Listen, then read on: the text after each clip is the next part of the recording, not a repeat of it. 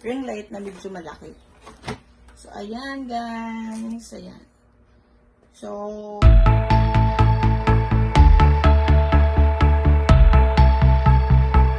ito yung aking malaking order. Ayan. So, wait lang guys. Ayan. Dahil ba? So, ayan. Ang laman nito is, tingnan natin. Ayan. And then, charan! Ayan. So, malaki lang yung carton. Ito yung naman niya guys. Ayan. So, excited ako dito sa lahat ng order ko. Ito yung aking nagustuhan. Ayan. Ring light. Ayan.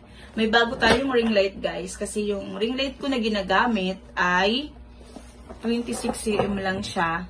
And then, sira na rin kasi hindi siya, wait lang, hindi siya na yuyuko. Anong tawag doon?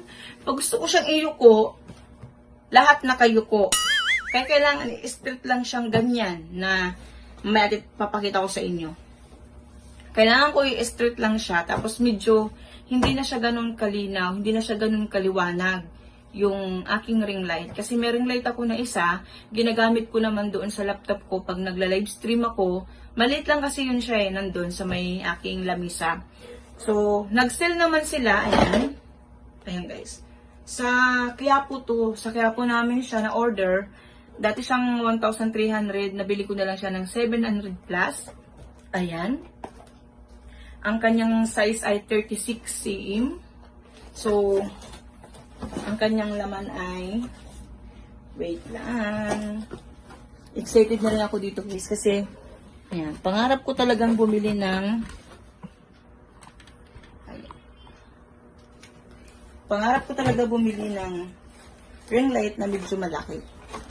So, ayan guys, ayan. So,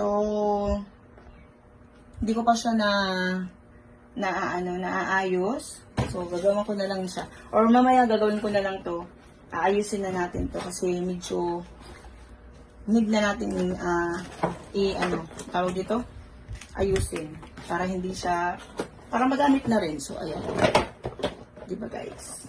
Tapos ito yung kanyang, anong tawag dito? Yung mga, ayan. Stand. Ayan. Padalay pa, no? Nilagyanan pa, no? Galing, no? Ayan.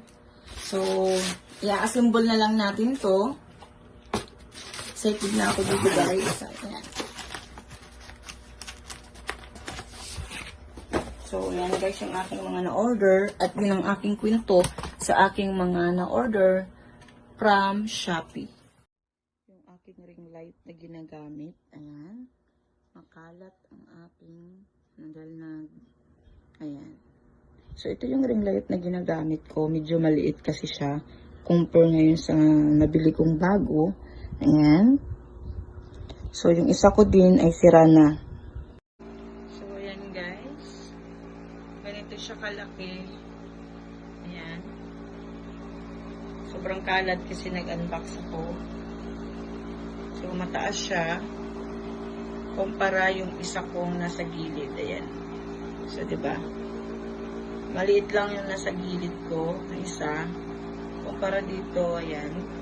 36 cm kasi siya yung size niya. Sobrang ganda niya. Ayan.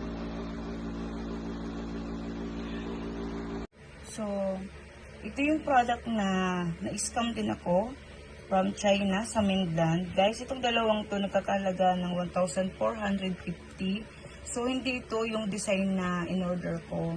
So, ayun, hindi nagre-reply ang seller kasi kasalanan naman nila. Tapos, tumawag ako dun sa Shopee, nanghingi ako ng tulong. So, ang sabi naman ay tutulungan nila ako. Ayan. So, na-scam. Hindi naman ako na-scam kasi may dumating na items. Kaso nga lang, tingnan nyo naman guys, oh, parang sa Divisoria lang. So, mali pa yung design. Tapos, 1,450. Ayan siya yung supot.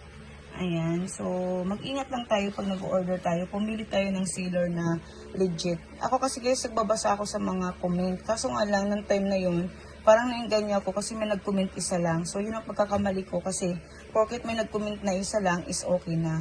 So, ayun yung isa din sa mga nabudol ako. So, ayan.